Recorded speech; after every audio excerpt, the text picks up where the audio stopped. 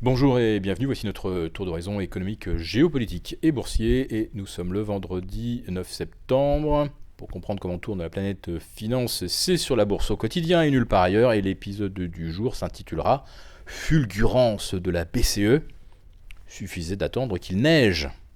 Mais bon, avant d'éclairer ce titre, commençons par faire quand même un petit bilan de la semaine. Nous sommes vendredi et on attend toujours qu'une tendance se dessine sur le CAC 40. CAC 40 inchangé aujourd'hui à 4538 et qui, sur l'ensemble de la semaine écoulée, fait absolument zéro.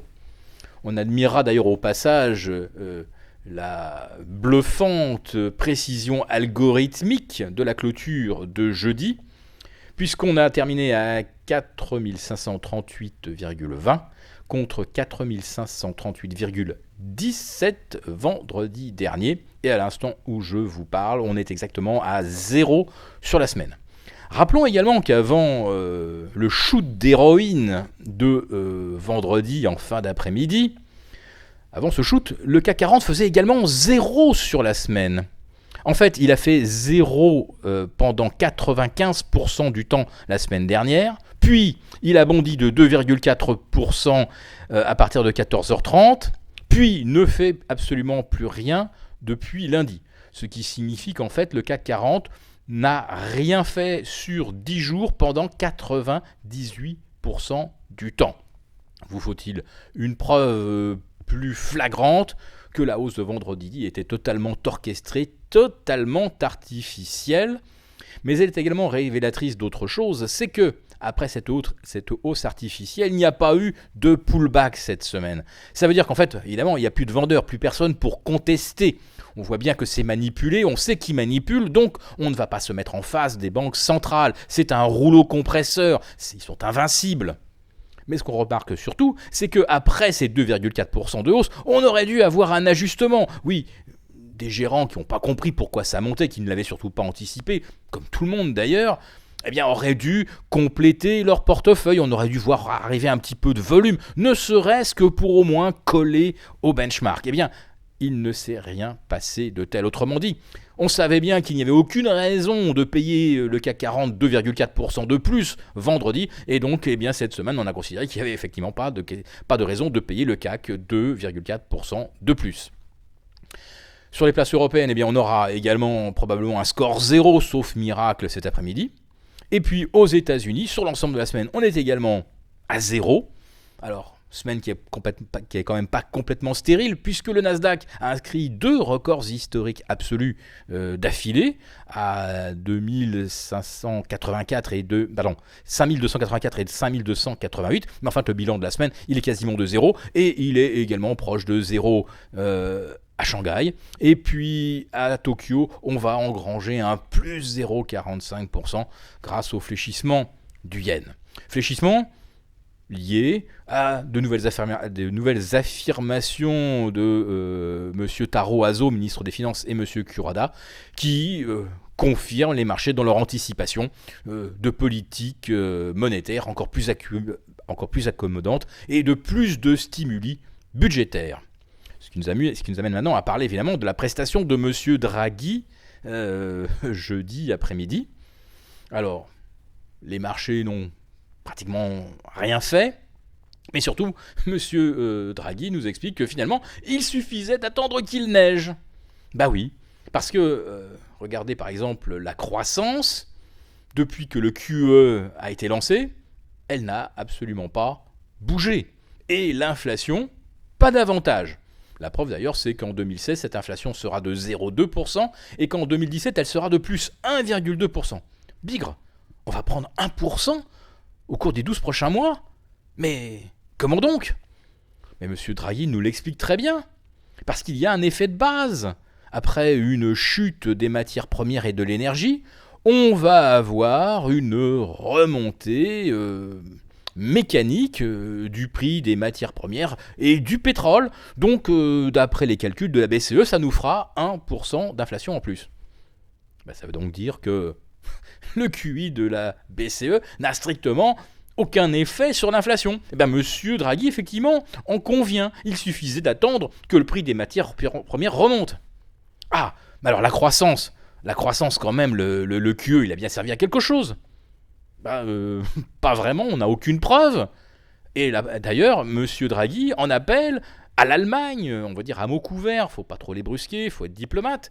Mais bon, il faut que ceux qui ont des marges de manœuvre budgétaires les utilisent pour faire de la relance.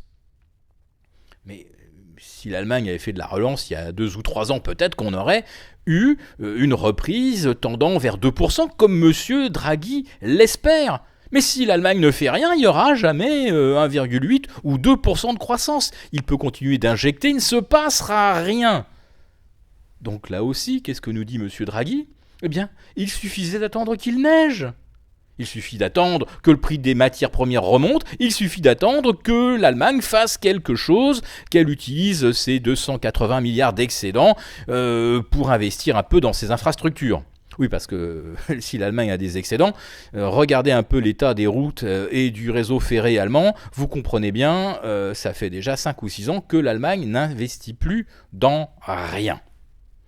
Donc, pour la BCE, c'est un aveu extraordinaire que le QE ne sert à rien et qu'en fait, il suffit d'attendre qu'il neige.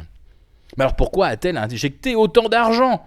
C'est un petit peu comme un fabricant de moufles et d'anoraks qui pendant tout l'été enverrait des spots de pub, ce qui n'aboutirait à rien. Évidemment, il suffit d'attendre qu'il neige. Oui, mais tous ces spots de pub, eh bien entre-temps, ils auront enrichi l'agence de publicité. Eh bien, filons la métaphore, l'agence de publicité aujourd'hui, évidemment, vous l'avez compris, ce sont les banques, ce sont eux qui se régalent. Ce bilan de la semaine ne serait pas complet si nous n'évoquions pas la situation géopolitique. Alors je vais passer rapidement sur les élucubrations de Donald Trump qui font un petit peu froid dans le dos, tant sa méconnaissance de la situation au Proche-Orient ou en Asie, avec actuellement le ton monte entre la Chine et les États-Unis.